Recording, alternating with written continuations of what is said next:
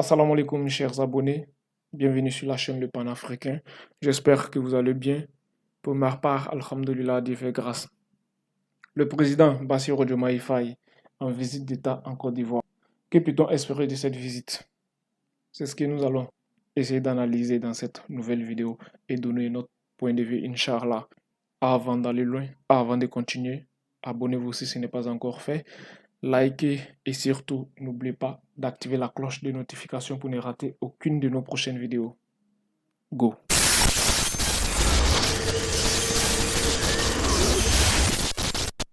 Le président Bassirou Diomaye Faye, 44 ans.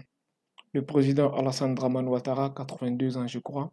Alors, ces deux présidents, malgré la différence d'âge qui peut exister entre les deux, malgré la divergence de points de vue sur certaines positions, notamment sur la politique interne de la CEDEAO, ont quand même su montrer leur volonté de consolider les liens séculaires d'amitié et de coopération qui réunissent le Sénégal et la Côte d'Ivoire. Surtout que ces deux pays feront ou font partie des pays exportateurs du pétrole, des jeunes pays exportateurs du pétrole. Qu'est-ce qu'on attend de cette visite?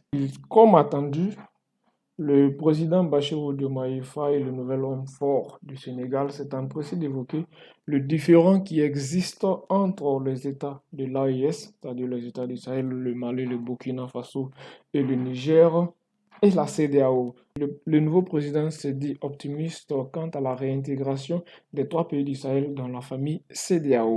Le président sénégalais a déclaré, je cite, la CEDEAO est un outil formidable d'intégration que nous gagnerons à préserver. En ajoutant aussi qu'il est persuadé que nous devons continuer d'agir dans la solidarité au sein de l'espace CEDEAO, de faire les réformes nécessaires et d'œuvrer à dissiper les incompréhensions qui ne peuvent manquer de survenir. Mais panafricains, cette déclaration a besoin d'être analysée, d'être décortiquée et c'est ce que nous allons faire. La déclaration du président sénégalais est très pertinente car il ne faut pas l'oublier que c'est le manquement dans la CEDEAO sous l'influence des puissances étrangères, en l'occurrence du pays que nous connaissons tous, ont conduit au retrait des trois pays du Sahel avec effet immédiat. La CEDEAO, il faut le rappeler, a été incapable pendant une dizaine d'années ou presque de porter assistance aux pays du Sahel quant à la lutte contre le terrorisme.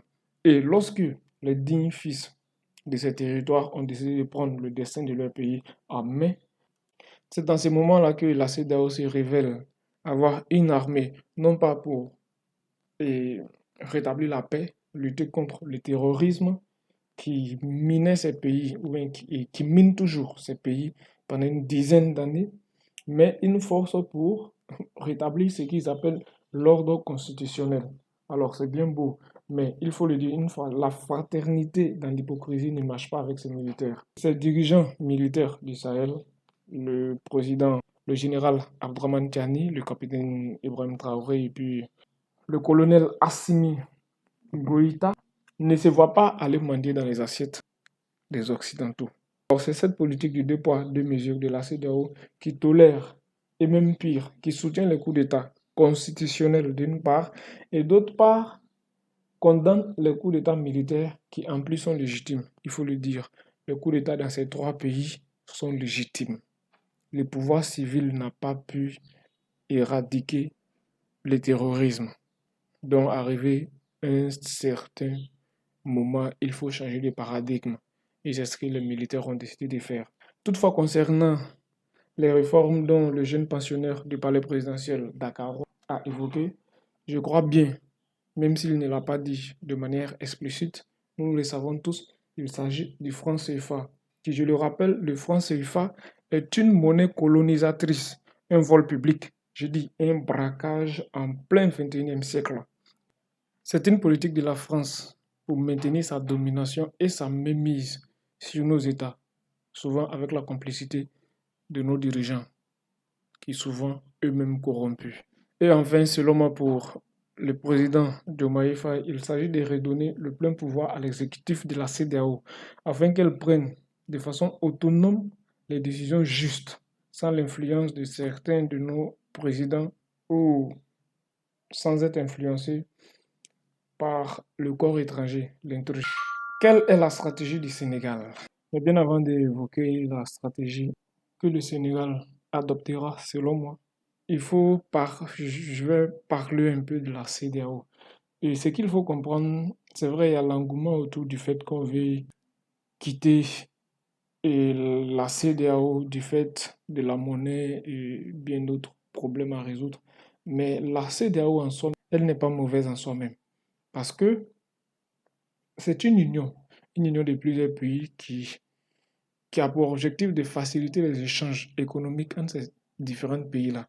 Pas que les échanges économiques seulement, et l'intégration, voilà, l'intégration régionale, tout ça fait partie de la CEDEAO. Mais seulement que c'est la gestion et puis l'influence dont elle fait l'objet qui rend les autres hostiles vis-à-vis de cette organisation-là. Sinon, en soi, elle n'est pas mauvaise.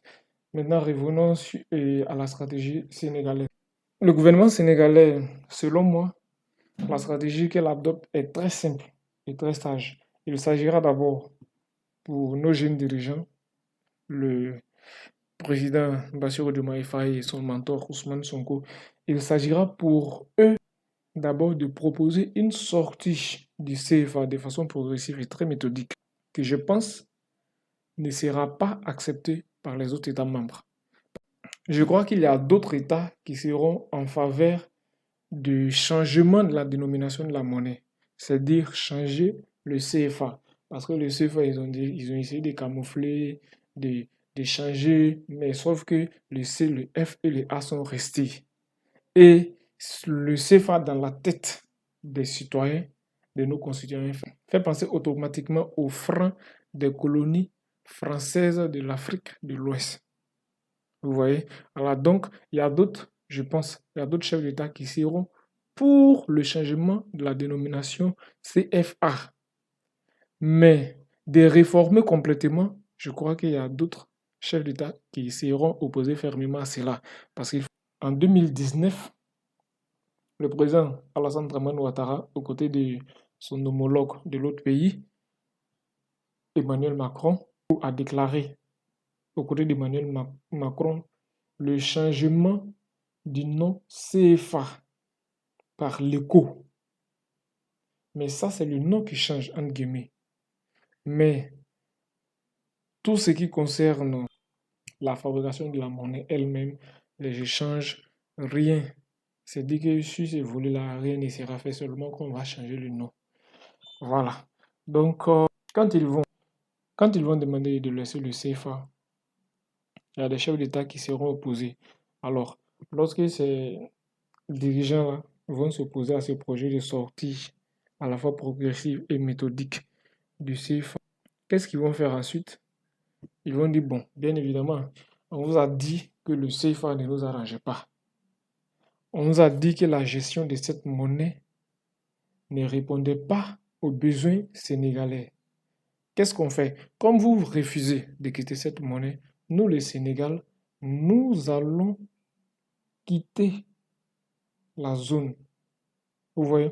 Donc, qu'est-ce qu'ils ont fait? Dans un deuxième temps, ils vont se préparer en interne. Ils vont se préparer en interne.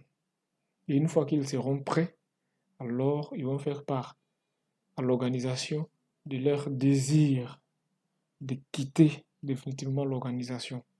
Pendant ce temps, ils auront eu le temps de mettre en place et la sortie, la nouvelle monnaie, les échanges. En tout cas, ils auront le temps de régler tous les petits détails concernant la sortie et la mise en place d'une monnaie sénégalaise ou encore rejoindre les États du Sahel, l'AES, pour une monnaie commune. Donc, pour ma part, je crois que c'est la stratégie du Sénégal parce que ceux qui pensent que la sortie de la CEDEAO ou encore de l'Union monétaire ouest-africaine, l'UEMOA, se fera de façon brutale. Non, ça ne peut pas se faire de façon brutale. Ça ne peut pas se faire de façon brutale. Qu'ils le veuillent ou pas, ils sont obligés de faire une sortie progressive, méthodique, bien étudiée avant de sortir. Parce qu'il y a les échanges qu'il fait, il y a le partenariat avec les autres États. Alors donc, il faut penser tout ça, organiser penser à tous ces aspects, organiser tous ces volets-là avant de vouloir quitter. Sinon, on voit les pays de l'AES. Ça fait un bon moment qu'ils ont quitté l'organisation de la CEDEAO, mais la monnaie n'est toujours pas en place. Ils n'ont même pas encore quitté la zone UEMOA. C'est-à-dire que c'est des choses qui ne se font pas sur les coups de tête. Alors, un autre aspect aussi à ne pas oublier. Parce que si la CEDEAO, les autres États membres de la CEDEAO et de la zone UEMOA acceptent d'accéder aux réformes que le Sénégal demande, alors il y a de fortes probabilités que le Sénégal non seulement reste dans la zone CEDEAO et la zone UEMOA, mais aussi essaie de convaincre les États du Sahel, le Burkina, le Mali et le Niger d'y revenir. Parce que, je le rappelle, c'est un bien commun. C'est mal géré, mais c'est un bien commun. C'est un facteur d'intégration, un facteur de rassemblement et de développement aussi. S'ils ont su ajuster comme le Sénégal demande, comme nos États du Sahel demandent, alors il y a de fortes probabilités que ces trois-là reviennent. Mais sans réforme, sans changement, il n'y a même pas de chance que ces trois États reviennent dans la CEDEAO. Et aussi, il faut le souligner, si le Sénégal venait à quitter l'Union, je vous le dis, la CEDEAO est morte. Le départ du Mali, du Burkina, du Niger, déjà est un grand poids. C'est un grand vide que les dirigeants essaient de combler. D'où les délégations qui font les va-et-vient entre ces différents pays-là pour essayer de les faire revenir dans l'organisation. Alors, s'il y a la sortie de ces trois, que le Sénégal s'ajoute, alors c'est mort pour la CEDEAO. Parce qu'il faut le dire, les pays de la CEDEAO n'entretiennent pas d'aussi grandes relations en termes d'économie. Les partenaires économiques de ces pays-là sont en général les Occidentaux. Et quand on prend l'Afrique de l'Ouest francophone, les deux pôles, Abidjan, le Sénégal une et la étape Côte d'Ivoire. majeure dans la Et tournée donc, si le diplomatique Sénégal du venait à président quitter la Bassirou CEDEAO Diomaye Faye. et Le séjour Et du chef de d'office l'État aussi, en terre ivoirienne s'inscrit et dans le l'UEMOA, cadre du alors renforcement ces des deux liens d'amitié organisations-là, je vous l'ai fraternelle dit, sont entre les deux pays. mortes. Eh bien, chers abonnés, c'est la vie du panafricain que je suis. Vous pouvez me laisser en commentaire vos impressions. Il me ferait un grand plaisir de les lire et de vous aider.